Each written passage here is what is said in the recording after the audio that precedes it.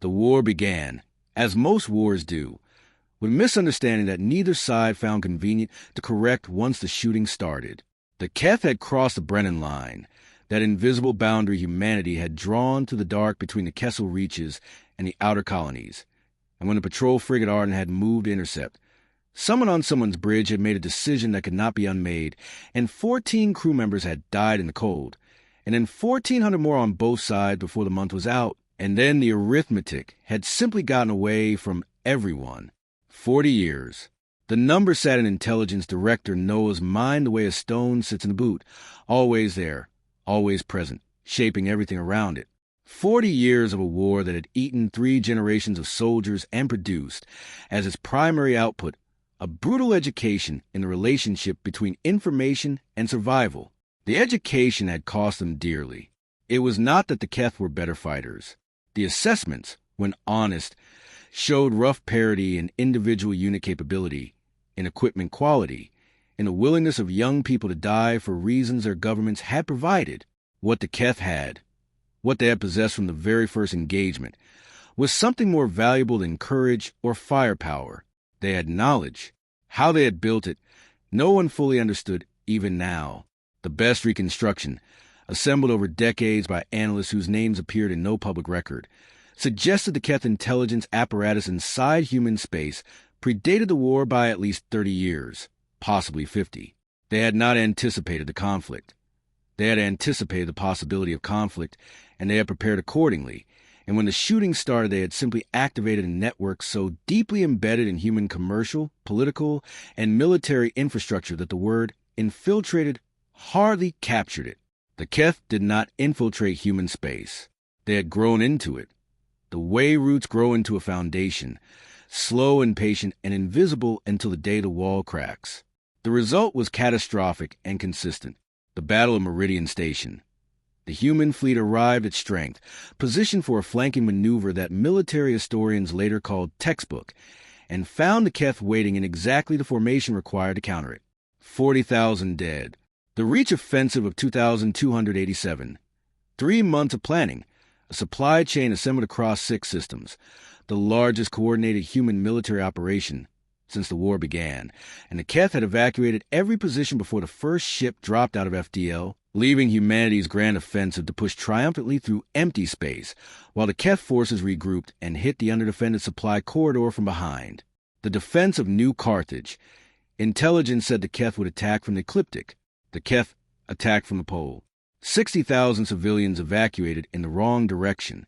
Again. For 40 years the pattern held, and for 40 years the human military establishment did what institutions do when confronted with systemic failure they cannot easily name. They blamed individual commanders, cycled through strategic doctrines, built newer ships and better weapons and more elaborate planning processes, and carefully avoided the central conclusion that all the evidence pointed toward, that the enemy knew what they were doing before they did it. To say so plainly was to say that the problem was not solvable by any of the means currently available, and institutions do not say unsolvable things plainly. They say them quietly, in small rooms, to people who have clearances that don't appear on standard rosters. Noa had been in those rooms. She had been young then, 31, newly elevated to the rank of deputy director, still surprised each morning by the weight of what her work required of her. She sat in those rooms and listened to the quiet conclusions, and something in her, some deep and patient mechanism that she would not have been able to name at the time, simply began to wait, not for the problem to be solved, for the moment when she understood how to solve it. The moment came 4 years later, in a way that felt, in retrospect, almost too small for what it unlocked. A Keth signals intercept, routine, low priority, the kind of background noise that filled analyst workstations across the intelligence apparatus, contained a reference to a human fleet exercise that had been canceled. The exercise had been canceled 6 weeks before the intercept was recorded. The cancellation had been communicated through a chain of command that involved, at its widest point, perhaps 40 people. The Keth reference to the exercise described it as ongoing. Their information was out of date by 6 weeks. Noa had held that intercept for a long time, reading in a way that felt almost archaeological, not for what it said, but for what it implied about how the Keth network operated, how information moved through it, where the delays lived, what the lag between reality and the Keth's picture reality actually was. 6 weeks. It was not much, but it was something. It was a gap, and gaps, in her experience, were the only things that mattered. You could not defeat a superior position by attacking its strengths. You attacked the gap. She had spent the next year drafting a proposal that she showed to no one. Then she had spent another year revising it, removing everything that sounded like it had been written by someone who wanted it to succeed, cutting every optimistic projection, every best-case timeline, until what remained was a document that read, she thought, the way the truth tends to read, dry, difficult, and unconvinced of its own importance. The proposal asked for almost nothing, a small operational cell, independent of existing intelligence structures, a mandate to do nothing aggressive, nothing that would create diplomatic incidents or require military resources. The mission, stated plainly, was research, to understand the Keth intelligence network well enough to model how it processed information. The unstated ambition, the one that lived in the gap between the lines, was to understand it well enough to use it. The proposal was approved, partly because it was cheap, and partly because the general who reviewed it was tired enough and old enough and had seen enough to recognize, in Noa's carefully understated language, something that felt like actual thinking. She was 36 years old. She had 15 years of work ahead of her. She did not know that yet, but she would not have been discouraged by it if she had. She was, above everything else, patient. The operations room of Station Liar was not a dramatic place. No one had designed it for drama. It had been designed for the long middle of things, for the daily grind of a work that could not be hurried and could not be described to anyone outside it. The walls were information, charts, timelines, relational diagrams that tracked the slow propagation of carefully manufactured falsehoods through the Keth intelligence apparatus. The room smelled of recycled air and old coffee, and the specific variety of tension that accumulates in a space where people have been careful for a very long time. Sev had worked in this room for 10 years. He had come to it from a background that made him, in some technical military sense, a liability, half human, half Keth, born in the contested fringe worlds where such things happen when wars took long enough and proximity won out over ideology, and that same background made him, in actual practice, the single most valuable analyst Noa had. He read Keth's signals the way a native speaker reads a childhood language, not word by word, but in whole meanings, in the emotional register underneath the formal syntax, in the things that were not said because they did not need to be said among people who shared a common understanding. He had spent 10 years in this room doing that reading, and in 10 years he had never once asked Noa the full shape of what they were building. He had understood as part of it. She had made sure that, had kept the operational picture deliberately distributed, different analysts holding different threads, no single person except Noa herself able to see all of it at once. It was good security practice. It was also, Sev had come to understand, a kindness of a particular kind, the kind that protects people from knowledge they would find difficult to carry. 72 hours before activation, she called him into her office. The office was as spare as the operations room was dense. A desk, a chair, one window that showed nothing but the slow stars. On the wall behind her, 3 charts that she had not yet taken down. The only 3 she kept here rather than in the operations room, and he had worked beside her for 10 years without ever being invited to read them. She did not invite him to read them now. She said, "Sit down, Sev." He sat. "In 72 hours, she said, we activate. I need you to understand what that means before it happens, because after it happens there will not be time to explain." She did not ask if he was ready. He was grateful for that. "The Keth fleet," she said, "is currently positioned on the assumption that human defensive capability in the Kessel reaches is approximately 60% of its actual value." She paused. "That is not an accident. That number represents 15 years of calibrated reporting.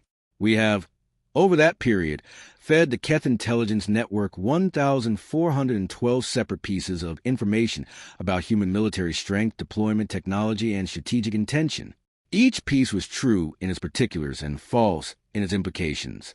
Each piece was designed to be exactly what a Keth analyst, working from their existing model of human capability, would most want to find." Seth was quiet for a moment. "Each piece," he said carefully. "Each piece." including the data on the 7th Fleet refit cycle. Yes, and the mining platform sends reports from the outer reaches. Yes, and he stopped. He looked at the charts on our wall. He looked at them differently than he had looked at them before, though they had not changed. He said very quietly, "Director, how large is the false picture?" She considered the question as she might consider a measurement she was checking for accuracy. "Comprehensive," she said. "The Keth military command has been operating for approximately the last 8 years on a strategic assessment of human capability that is entirely our construction. We did not simply feed them false numbers. We fed them a false history, logistics records, after-action reports, technical specifications, political intelligence suggesting internal disagreements about resource allocation that don't exist. All of it consistent, all of it cross-referenced, so that when they verify one piece against another, the verification confirms the false picture." She paused again. They have spent 8 years making military decisions based on a picture of human strength that we painted for them. The room was very quiet. "The fleet they have positioned," she continued, "is configured to fight the human military as they understand it. It is positioned to counter the capabilities we told them we had. It is ready to respond to the strategic intentions we suggested we held." She met his eyes. "It is not configured to fight the human military as it actually exists. The formation is wrong. The positioning is wrong. The targeting priorities are wrong. The reserve deployment is wrong." She leaned back slightly. "When they engage, they will be fighting a war that doesn't exist against an enemy that isn't there, and the time between realizing their error and being able to correct it will be—" She allowed herself very briefly something that was almost a smile insufficient. Sev sat with this for a long moment. He thought about the 10 years, the daily work, the signals analysis, the careful threading of Keth communication patterns, the slow and painstaking work of understanding how their network processed information so that each piece of false data could be timed to arrive in a way that felt most natural, most found rather than delivered. He thought about all the individual pieces he had handled, and he thought about them now not as individual pieces, but as what they actually were, as strokes in a painting he'd been working on for a decade without ever seeing the canvas. 15 years, he said. 15 years, she confirmed. "You started this before I joined. 5 years before." He absorbed this. And the activation. What does activation mean exactly? "It means we stop." She said it simply. "We have spent 15 years feeding Keth a picture. Activation means we stop feeding it. We go silent. The last piece of intelligence their network receives from our sources will be the one that confirms their fleet positioning as optimal, the one that tells them, in the way that the most credible intelligence tells things, that the human defensive formation in the Kessel Reaches is exactly where they think it is, configured exactly as they expect, with the reserve strength they've been told to anticipate." She folded her hands. "And then we go silent, and the fleet moves and reality introduces itself." The next 36 hours had a quality that Sev would later struggle to describe. Not tense. Tension implies uncertainty, and what he felt was not uncertainty, but something closer to the feeling of watching a very long equation finally resolve. The operations room continued its work. The analysts at their stations did what they had always done: monitored the signal channels, tracked the data flows, watched the slow movement of information through the Keth network. But there was a quality to the watching now that was different. They were not feeding the network. They were watching it process its last meal. The Keth were meticulous. That had always been one of the most useful things about them. Their thoroughness in verification, their habit of cross-referencing every piece of intelligence against 3 or 4 other pieces before it influenced decision-making. It was a good system, and under ordinary circumstances, it would have been very difficult to deceive. Under these circumstances, it was a mechanism of their own defeat, because every cross-reference they ran, every verification they conducted, simply confirmed the false picture against other parts of the false picture. They were checking their work with the wrong ruler, and the ruler had been made for exactly this purpose. With 12 hours remaining before activation, the signal came that Noa had been waiting 15 years to receive. It was routine. That was the beauty of it.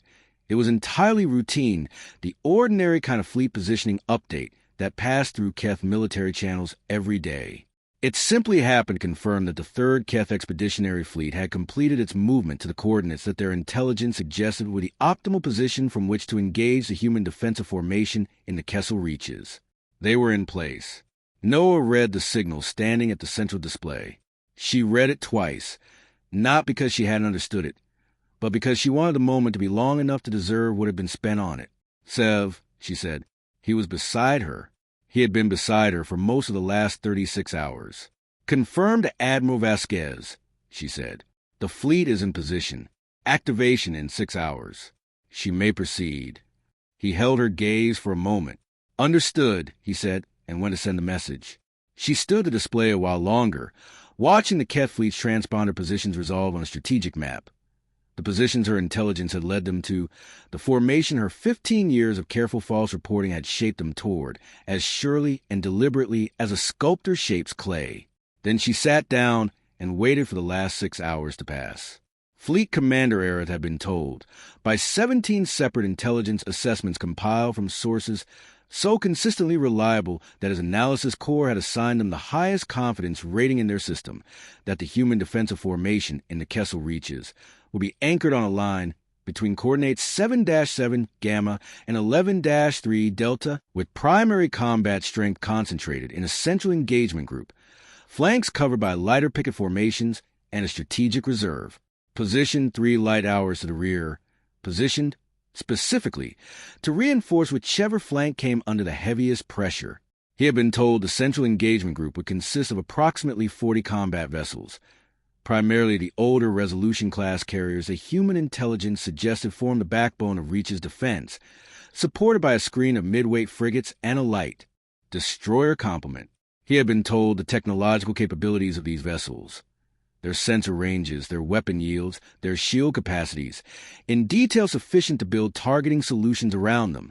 He had been told the human commander's tactical tendencies, derived from 15 years of observed behavior in smaller engagements, and he had built a battle plan around those tendencies that was, his staff agreed, close to optimal. The 3rd Keth Expeditionary Fleet was accordingly arranged. His heavy cruisers, 22 of them, the finest ships in Keth's service, were positioned to engage the human center, where the Resolution-class carriers would present large targets with known shield configurations. His flanking forces were arranged to prevent the lighter human pickets from maneuvering around his line. His own reserve was positioned to counter the human reserve when it moved, and it would move predictably, because the human commander moved reserve predictably, and 17 intelligence assessments said so, and the intelligence, in 30 years of Keth operational experience, had never been wrong by enough to matter. He was, in the hours before engagement, as confident as a commander can reasonably be, which is to say, not entirely confident, because no commander with experience is ever entirely confident, but confident enough that his uncertainty was budgeted into his plan and not expected to exceed it. The human fleet dropped out of FTL at 0347 hours, station time. Aeritha's first indication that something was wrong was a number. His sensors began counting contacts, and then kept counting, and the number they reached was not 40 or near 40, or any number in a range that 17 intelligence assessments had led his staff to treat as the reasonable parameters of human strength in the Reaches. The number was 63, and they were not Resolution class. Classification, he said, keeping his voice level in the way that commanders keep voices level when they're doing the mental work of revision very quickly. His sensor officer was doing that work at the same time. Designation unknown, she said, which was not a phrase Aerith had heard from a senior sensor officer in 30 years of command. Configuration, sir, I'm not finding these in our files. They match dimensions for a new generation carrier class, but the weapon signature profile is... She stopped, finished the sentence. The weapon signature profile is inconsistent with anything in our current technical intelligence on human capability. Aerith looked at his display. 63 contacts, unknown class. Weapon profiles outside his technical models, arranged not in the formation he had been told to expect, but in a different formation entirely. A deeper formation, layered in a way that was specifically effective against exactly the positioning his heavy cruisers currently occupied. He was a veteran, 30 years. He did not panic. He began to revise. Battle group positions, he said. His tactical officer put them on the display. Aerith looked at where his heavy cruisers were. He looked at where the human formation was. He understood, in the way that experienced commanders understand things they would prefer not all at once, but in the specific, sequential way that tactical reality asserts itself, that his cruisers were positioned to engage a center that wasn't there, that his flanking forces were covering a line that didn't exist, and that his reserve was pointed at a threat axis from which no threat was coming. "Reposition orders," he said. "All groups." "Commander, repositioning from current configuration will require." "I know how long it will require." He knew exactly how long it would require, because he knew these ships and he knew what orders it would take, and he knew the mechanics of moving 22 heavy cruisers out of a line formation under contact pressure. He knew the number of minutes. It was not a comfortable number. Issue the orders anyway. And get me an analysis of the human formation. Full analysis. Priority 1. I want to know what I'm actually looking at.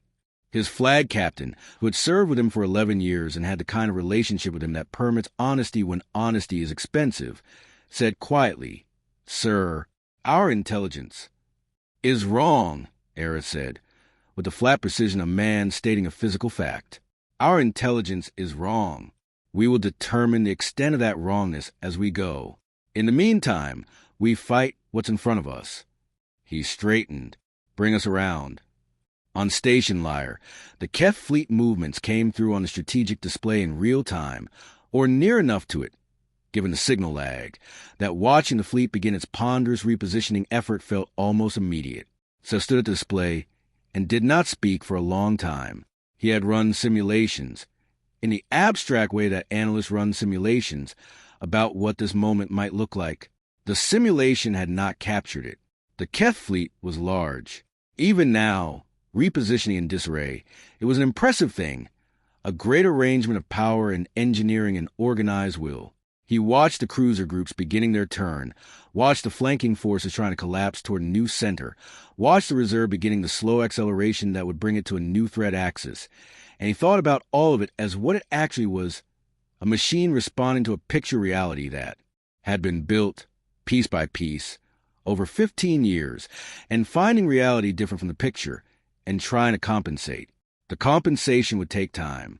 How much time was a question that everything depended on. He pulled up the human fleet positions. Admiral Vasquez had arranged her 63 ships, the new generation carriers, the ones that hadn't existed in Keth intelligence files because they hadn't existed in any intelligence files, because their development had been protected by the same operational security that Noa's operation had made possible by consuming all the Keth's intelligence-gathering attention in a formation that was not the formation the Keth had been told to expect. It was a formation designed specifically for what the Keth fleet currently was, a heavy force out of position, try to reorganize under pressure, with flanks that had just been made temporarily irrelevant by a human center that was in the wrong place relative to where the Keth's cruiser group was pointing. "They're not going to make it," said the analyst at the station beside him, a young woman named Corrigan who had been with the operation for 3 years and who had spent most of those years working on Keth signal authentication protocols, understanding her piece of the picture without the full picture. She was seeing it now, watching the Keth repositioning effort on the display, doing the arithmetic. "No," Sev agreed. "They're not going to make it." He thought about Aerith. He had spent enough time in Keth signals to have built, over the years, a sense of the man who commanded the 3rd Expeditionary, not personal knowledge but professional impression, the sense of a capable officer doing his best with the information available to him. It was a strange thing to feel in this moment. Not guilt exactly. Something more complicated than guilt, and less comfortable than satisfaction. He thought about 15 years. He thought about what it would mean, to a Keth commander of experience and capability, to discover in a moment of engagement that everything he'd been told was wrong, that the picture he'd been given was not reality, but a painting of a different place entirely. He thought, she built him a world, and then she took it away. The thought did not feel like triumph. It felt like the truth, which is rarely exactly the same thing. He turned away from the display and went to find Noa. She was in the operations room, standing at a secondary display that showed not the battle. The battle was happening 3 relay stations away. Real-time feed approximated through a chain of signal repeaters, but the intelligence network, the Keth network. She was watching the way a gardener might watch a garden in the moment before frost, understanding that what they were seeing was the last of something. "Their signals traffic is spiking," she said without turning. She had known he was there. She always seemed to. "They're requesting verification on every piece of intelligence they have for the Reaches. Fleet positions, human capabilities, formation data. All of it." She paused. "Every piece will verify correctly. That's the problem they're facing. Every piece they check against the record will confirm the record, because the record is internally consistent. We made it consistent. There is no anomalous thread they can pull to find the error." Another pause. "The error is the entire picture. You can't find that kind of error by checking the pieces. You can only find it," Sev said, "by looking at the battle." "Yes." He came to stand beside her. "How long have you been watching this display?" "Since before activation." "That's 6 hours." "The network is the work," she said. "The battle is the payoff. I wanted to watch the work." He understood this. He looked at the display himself, the web of signal channels, the intelligence nodes, the slow and intricate map of how information moved through the Keth apparatus inside human space, and then beyond it, outward to the fleet commanders and the strategic planners and the decision-makers who had been, for 15 years, receiving carefully calibrated untruths and treating them as the ground they stood on. That ground was now gone. "Sev," she said. "Yes. You understand all of it now, the full scope." It was not a question, but he answered it. "Yes." She was quiet for a moment. "I'm sorry I didn't tell you sooner." He considered this. "I think," he said slowly, "that if you'd told me the full scope when I joined, I would have spent 10 years thinking about the full scope, and the piece I was working on might have suffered for it." She said nothing, which he had come to understand as agreement. "You managed us," he said, "all of us, the way you managed the Keth network, keeping each person in their piece, moving information to the right place at the right time, making sure none of us could see the whole thing until you needed us to." "Yes. I should probably find that troubling." "Probably," she agreed. He almost smiled. "Somehow I don't." She looked at him then, for the first time since he'd entered the room. There was something in her face that he had not seen before, or perhaps had not been positioned to recognize before. Not satisfaction, and not relief exactly, but something that had the quality of both without being either. It was the expression, he thought, of someone who's been carrying something very heavy for a very long time and has finally, in this moment, set it down. Not rested. They had not yet reached rest. Just set it down. "The battle is engaged," said a voice from across the room. Noa turned back to the display. "Good," she said. "Now we watch." Admiral Vasquez had spent 23 years in the human fleet and had been briefed on the full operational picture 48 hours before activation. She had been given intelligent analysis. Not the false picture fed to the Keth, but the true picture, the real assessment of Keth capabilities and positioning, and the specific nature of how their formation was configured for a battle that was not going to happen the way they expected. She had read the briefing twice. Then she had sat in her cabin for approximately 1 hour, doing nothing in particular, which was how she processed information of significant magnitude. Then she had called her staff together and given them their orders, which were complex in their particulars and simple in their structure. "We will engage the Keth fleet where it is, not where it thinks we will be, and we will do so before it finishes repositioning, because the window between the Keth fleet realizing its position is wrong and the Keth fleet correcting that position is the only window we will ever have, and Noa's people have spent 15 years making sure that window exists and making sure we know it will be there. Do not waste it." She had told them. They had not wasted it. The first engagement came at the Keth fleet's eastern flank, not because the eastern flank was the weakest point in an optimal Keth formation, but because it was the weakest point in this Keth formation, the one configured for a human center that was 300,000 kilometers from where it should have been. The Keth flanking forces, they were designed to hold a line. They were not designed for what arrived. A fast strike group, lighter vessels, built for speed and designed for the specific purpose of hitting a formation at exactly the angle where its flank had been left exposed by the unexpected displacement of the human center. The Keth flanking commander was good. He adapted faster than Vasquez had hoped, though not faster than her planning had accounted for. He began pulling his forces back to create a compressed defensive line. which was a correct response, and would have been an adequate response if the ships opposing him had been the ships the Keth intelligence said he would face. They were not. The technical capabilities of the new generation carriers, the weapon range specifically, which exceeded a range in every Keth technical file by approximately 30%. Because 30% had been a margin of systematic understatement that Noa's operation had maintained in every technical report fed to the Keth network over 8 years, meant that the defensive line the Keth flanking commander was establishing was inside engagement range before he believed himself in danger. It was not a slaughter. Vasquez was not interested in slaughter.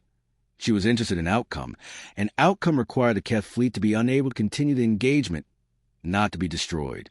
She worked with surgical precision, targeting drive systems and weapon arrays rather than crew compartments, hitting the command and control vessels that would be most effective in managing a repositioning effort, degrading the Keth fleet's ability to adapt without unnecessarily destroying its ability to surrender. In the center, Aretha's heavy cruisers were still turning. They were very nearly through their repositioning maneuver, which was a testament to how good those ships and those crews were. Under contact pressure, against an enemy with more ships and greater range than their intelligence had led them prepare for, they were executing a formation change that should, by rights, have been impossible. It was not quite impossible. It was simply too slow. The human carrier group that hit them from the angle they had almost finished covering, the angle that had been covering the formation designed for the wrong battle, but not quite covering the formation for the right one, caught them at the exact moment of the transition, the 3 minutes of maximum vulnerability that any formation change creates, and that any competent commander tries to minimize by speed of execution, happened to coincide with the moment of contact. This was not luck. Vasquez had planned for the repositioning timeline based on Noa's assessment of how long it would take the Keth fleet to recognize its error, calculate the correct repositioning, and execute it. Noa's assessment had been within 4 minutes of accurate. 15 years of work had been precise to within 4 minutes. The engagement at the center lasted 40 minutes.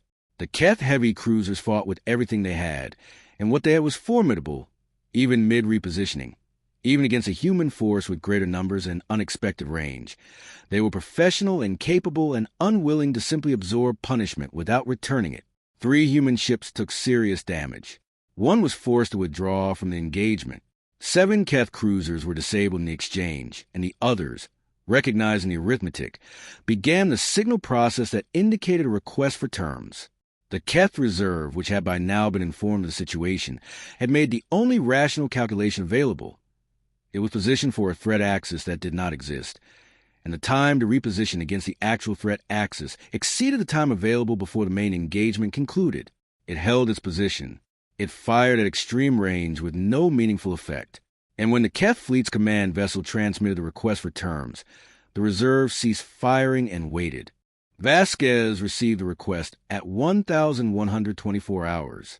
She was standing at her command display, watching the final movements of the engagement, when her communications officer passed her the signal.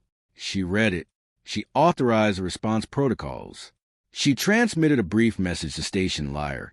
The signal they had agreed in advance would indicate that the battle phase was complete, and then she looked at her display for a long time, at the positions of the Keth fleet and the human fleet, at the geometry of what had just happened.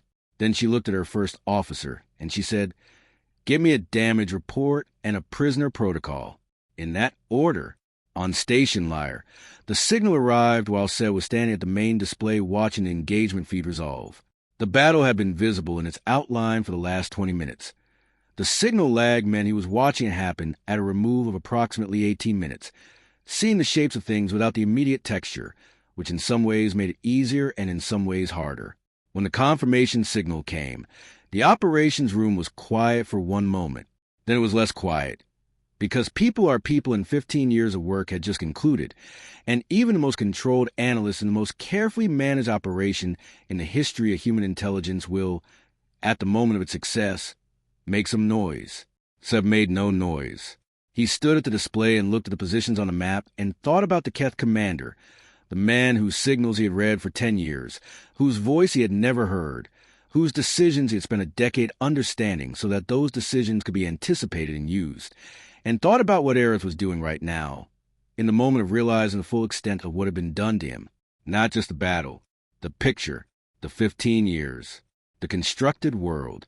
He would know now. He would be running the analysis, or his intelligence staff would be, or both, and they would be finding it. The systematic nature of the false reporting, the internal consistency, the way every piece cross-referenced cleanly, because every piece had been designed by the same hand. They would understand, in broad terms, what had been done and how long it had taken and what it had required. He wondered what that felt like. He found that he genuinely didn't know, and that not knowing felt important. Noa was still at the secondary display. She had not moved when the confirmation signal came. She had not made any of the noise. She had looked at the signal, and then looked back at her display, and she was still looking at it when Sev came to stand beside her. "It's done," he said. "Yes." "How do you feel?" She considered this question with the same patience she applied to everything. "Tired," she said, which Sev understood was not an evasion but the precise truth. She straightened. She looked around the operations room, at the charts, the displays, the 15 years of architecture, the way to construct a reality that had hung on these walls. Then she turned toward the door. "The debrief process will take 3 weeks, she said, in the tone of voice she used for operational facts. "After that, the station will be repurposed. The network analysis data will be archived." She paused. "My office. Come." Her office, when they reached it, was already half dismantled. Not by choice.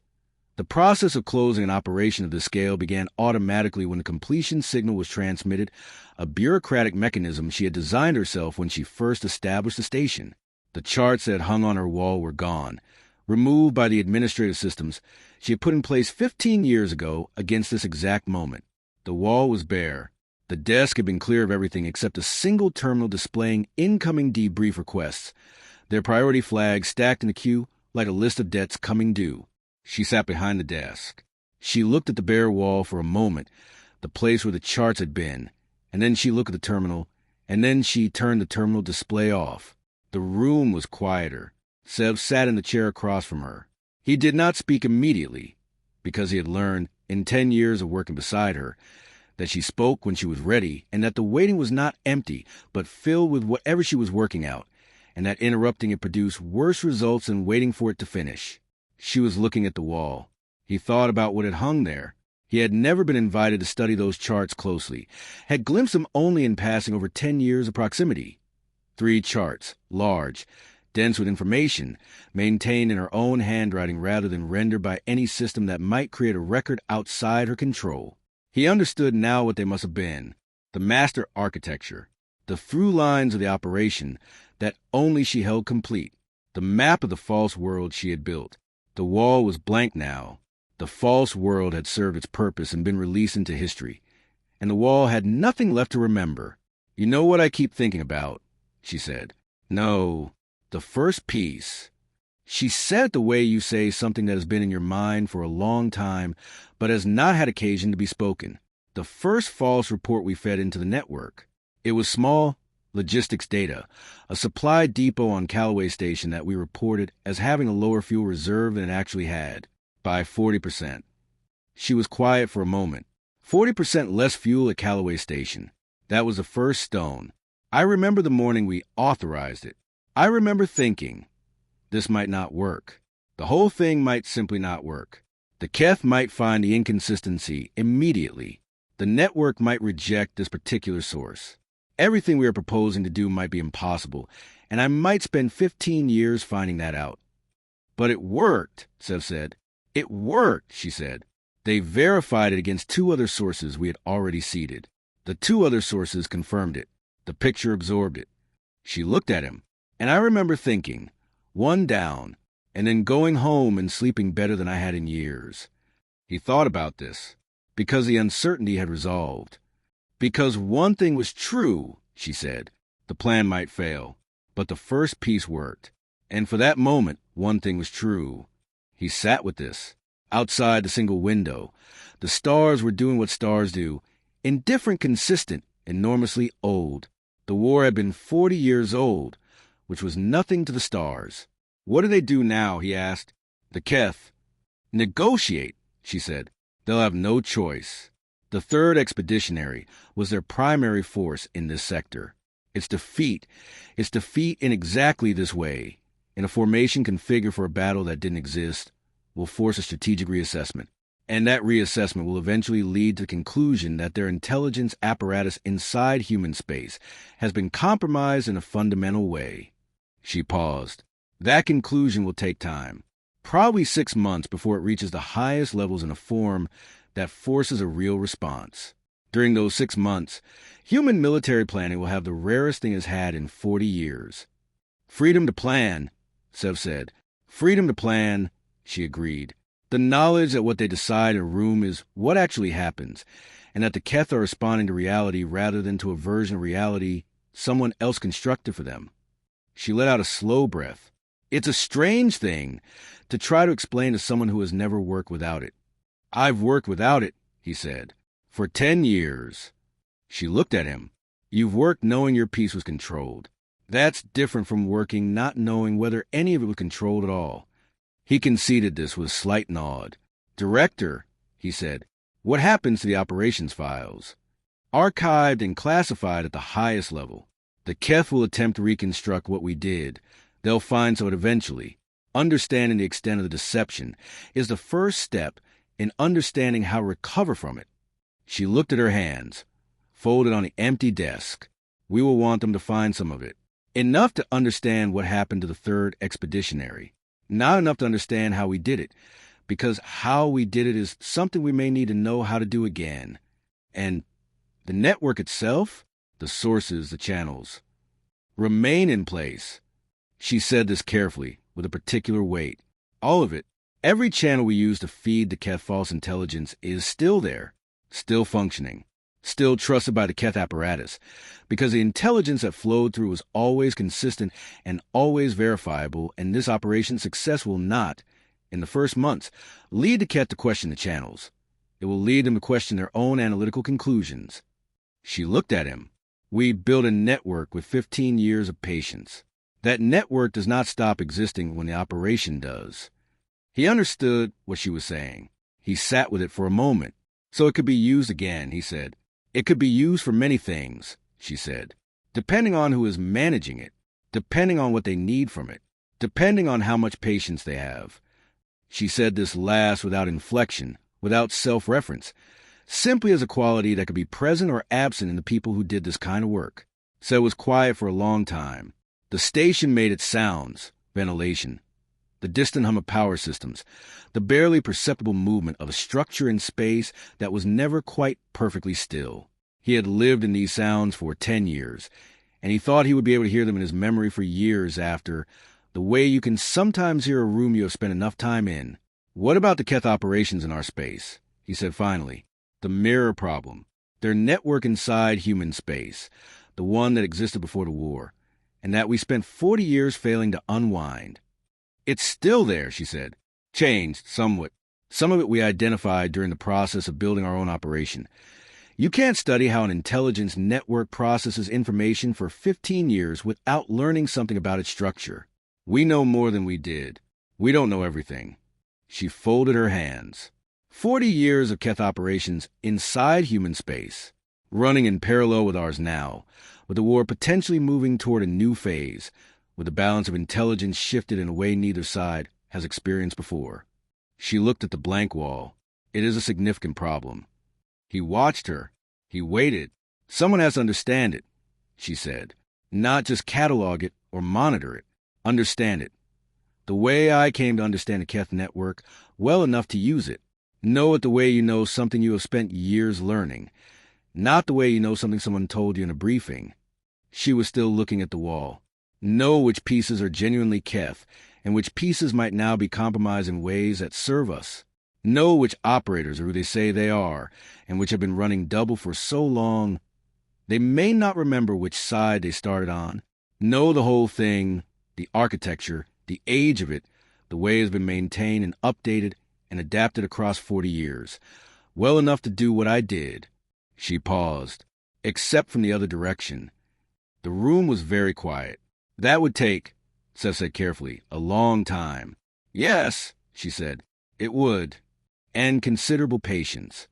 Extraordinary patience, she agreed. From someone who has already demonstrated the capacity for it.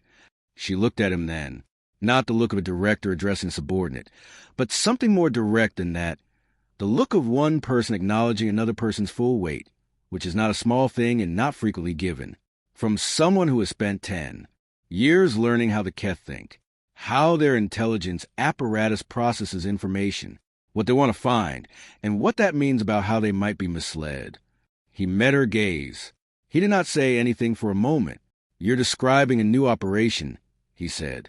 "I'm describing a problem that exists and needs someone to hold it," she said. "What it becomes is a function of who holds it and what they decide it can become." He nodded slowly. Not an answer, not yet. A receipt, an acknowledgement that the problem had been passed from one set of hands, which were setting down their work, to another set, which were ready to pick something up. Then, "Director," he said, "what will you do?" She looked at the wall for a long moment. The blank space where 15 years had lived. The bare surface of an office she would surrender within the week, because the work it had been built around was finished, and you do not keep the scaffolding when the building is done. "Rest," she said, "for approximately 1 week." He watched her face. There was something in it that he did not quite have a word for. Not peace, which is too simple, and not satisfaction, which is not quite large enough, but something that had the quality of both, the specific combination of completion and exhaustion that comes at the end of a long thing. Not the end of everything. The end of this. "And then?" he asked. She was quiet for a moment. She seemed to be considering the question not in its tactical dimensions. Not what will I do, what is the next step, what is the plan, but in some larger register. The way you consider something when you're trying to be honest about it, and honesty is not entirely simple. "There are 40 years of Keth intelligence operations to unwind," she said. "The structure of it, the age of it, the way it has grown into the institutions, the way it has shaped decisions that people made believing they were making them freely." She paused. The depth of that problem. What it would take to understand it fully. What it would take to use that understanding. She looked at the wall one more time. "Someone has to do it." She said this simply, without drama, in the same tone she had used 15 years ago when she wrote the first proposal, the one that asked for almost nothing and quietly contained everything. The tone of a person stating a fact about what the world requires and acknowledging, without self-importance, that they are the person suited to address it. She stood up. She straightened, not the straightening of ceremony, but the functional straightening of someone who has been still for a long time and is preparing to move. She looked at the desk. Empty. The terminal. Dark. The window with its indifferent stars. Then she reached out and turned off the light. The office went dark, and in the darkness the stars of the window became more visible, not less. The way darkness always makes the distant lights more apparent. The way the absence of noise helps you hear the quiet frequencies that were always there. 40 years of a war that had begun with a misunderstanding and that had been fought on one crucial dimension, in the invisible space between what was true and what people were made to believe was true.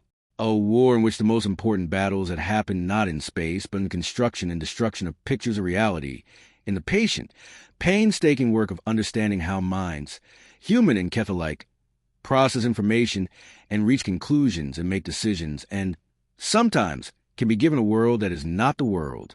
In the darkness, Noa walked to the door. Seth fell into step beside her, which felt natural and did not require discussion, because 10 years of working beside someone in a room creates a gravity of its own. The door opened. The corridor outside was lit with the ordinary fluorescent certainty of a working station, the kind of light that belongs to the middle of things rather than the end of them. Practical light, the light of ongoing work, the light of all the things that come next. She walked into it. He walked beside her. Behind them, the office was dark, and the blank wall was invisible in the darkness, and the stars of the window continued doing what they had always done, indifferent and ancient and enormously patient, in a way that only things which have no agenda can afford to be.